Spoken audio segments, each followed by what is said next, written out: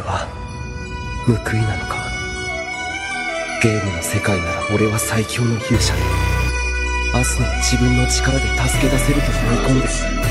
Окей, И вот настало время, когда игры стали главным развлечением человечества, хоть и виртуальным. Стало возможным погружение в игры полностью. Никто подумать и не мог, что закончится дело подлостью. А наш герой один из тех везучих бета-тестеров, что побывали в игре первыми среди гроссмейстеров. Он был одним из тысячи, кто подписался на это. Достиг 8-го этажа, закончился тест бета. Когда вошел в игру, его увидел незнакомец, попросил помочь ему, хотел он время сэкономить. Они пошли на тренировку с кабанами сражаться, но кто-то телепортом возвратить сумел обратно. И там узнали, что на самом деле были заперты, и нету выхода в игре, все люди были заняты тем, что прокачивали навыки. Все были в панике, но нету невозможного, когда с тобой есть аники. Это игра на выживание.